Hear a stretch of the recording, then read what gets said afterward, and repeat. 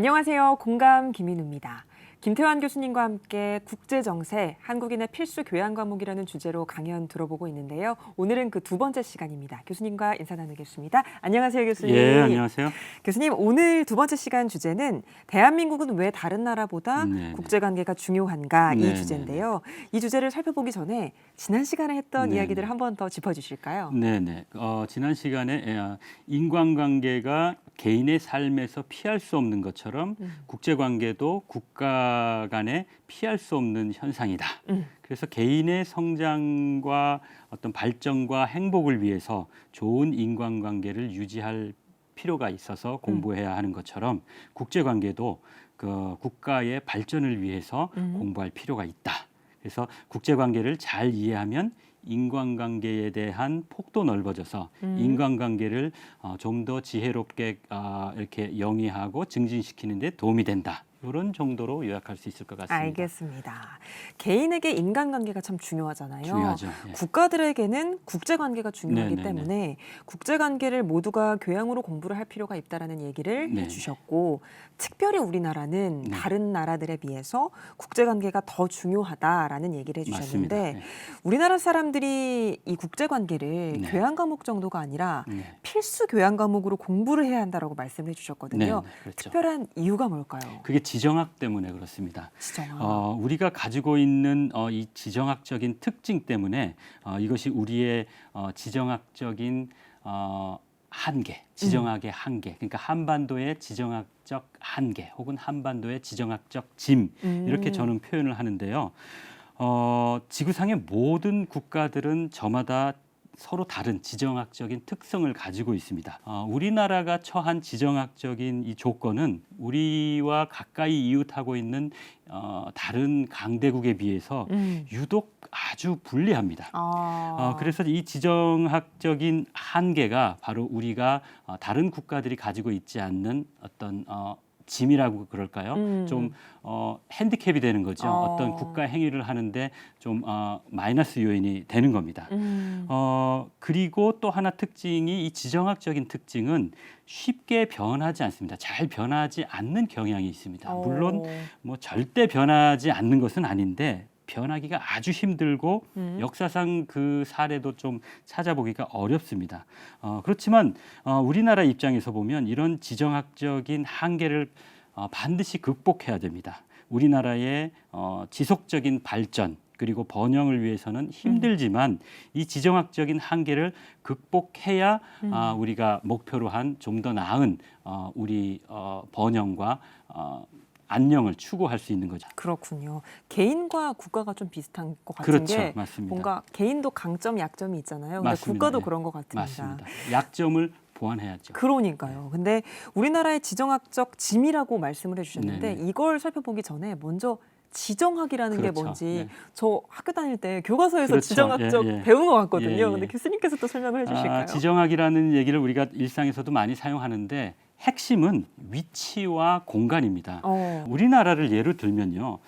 사실 우리 한반도를 보면은 유럽의 큰 나라라고 우리가 생각을 보통 하는 영국의 브리튼 섬 그리고 또 이탈리아 메인 반도 그것과 비교해서 결코 작지가 않습니다. 비슷합니다. 그래서 만일에 한반도가 유럽에 위치하고 있다면 결코 작은 나라가 아닙니다. 그런데 아시아의 동쪽 끝에 위치하고 있어서 우리 한반도의 1.5배 크기의 일본 옆에 있고 또 한반도의 43배 크기의 중국이 옆에 있고 한반도의 77배 큰 러시아와 둘러싸여 있는 위치에 있기 때문에 유럽에 있었다면 큰 나라인 우리가 작은 나라가 되는 것이죠. 이것이 바로 위치와 공간의 지정학입니다. 더구나 이 한반도가 반으로 나누어 있기 때문에 실제로는 일본의 3분의 1이고 중국의 86분의 1이고 러시아하고 비교하면 154분의 1입니다. 인구로 보더라도 대한민국 5천만 인구는 일본의 2.5분의 1이고 러시아의 3분의 1이며 중국의 28분의 1밖에 안 됩니다. 아. 그래서 국력면에 있어서도 차이가 많이 나는데요. 최근 한국의 경제력이 세계 10위권이고 네. 또 군사력은 뭐 6위권이라는 그런 이야기들 통계도 나오는데요. 그렇게 보면 국력도 결코 작은 나라가 아니거든요. 네. 그런데 우리가 미국, 중국, 일본, 러시아 사이에 있기 때문에 상대적으로 작아지는 겁니다. 네. 우리가 보편적으로 얘기하면 1, 2, 3, 4등 하는 종합국력 강대국들 사이에 있기 때문에 경제 10위권의 대국, 군사 6위권의 큰 나라임에도 불구하고 우리가 작아지는 것이죠. 아하. 그래서 그리고 또 하나 이 강대국 사이에 끼어 있는 국가가 덜어 있기는 합니다. 예를 들면 독일과 러시아 사이에 폴란드가 있고요. 또 중국과 러시아 사이에 몽골이나 중앙아시아 국가들이 끼어 있는데 네. 이 국가들은 두 강대국 사이에 있거든요. 그런데 우리처럼 1, 2, 3, 4등 하는 강대국 4개 강대국에 동시에 위치해 있는 나라는 우리가 지구상에 유일합니다. 그렇군요. 그래서 이것이 바로 한반도가 가지고 있는 지구촌 어느 국가와도 비교할 수 없는 마이너스로 작용하는 지정학적인 지정학적인 한계인 거죠. 그래서 이 지정학적인 짐을 가지고 있기 때문에 똑같이 노력을 한다면 경쟁에서 우리나라가 상당히 불리할 수밖에 없습니다. 그래서 경쟁에서 이기려면 오직 노력을 더하는 길밖에 없는데 문제는 물리적인 노력이 한계가 있다는 거죠. 무한정 노력을 할 수는 없지 않습니까? 그렇습니다. 교수님 말씀 들어보니까 네. 절대적으로 봤을 때 국토 면적이나 국력이 나쁘지가 않은데 그렇죠. 지정학적인 것 때문에 우리나라가 작아드는 거죠. 네. 그렇군요. 국가도 정말 개인처럼 물리적인 한계가 좀 있는 것 같아요. 맞습니다. 우리나라가 국토도 좀 상대적으로 작은 편이기도 맞습니다. 하고 네. 분단이 또 되어 네, 있기도 네, 하고 맞습니다. 인구도 적고 자원도 좀 부족하다고 하잖아요. 맞습니다. 예, 예. 이런 거가 참 열악한 조건들이었네요. 네네. 그런 조건에도 불구하고 사실은 우리는 당연한 줄 알지만 이렇게 오늘날의 번영을 이루는 것은 사실 기적에 가깝고 국제사회가 그렇게 평가하고 있습니다. 그래서 우리 앞선 세대들에게 사실은 감사해야 될 네. 상황입니다. 자부심도 좀 가져도 될 것 같아요. 물론입니다. 네. 그렇다면은 우리가 이렇게 지고 있는 네네. 지정학적인 한계, 지정학적 네네네. 짐을 극복할 방법은 없을까요? 어렵기는 하지만 그 어려운 일을 자꾸 해낼 수 있는 거 그게 사실은 우리가 그렇게 해왔는데요. 네.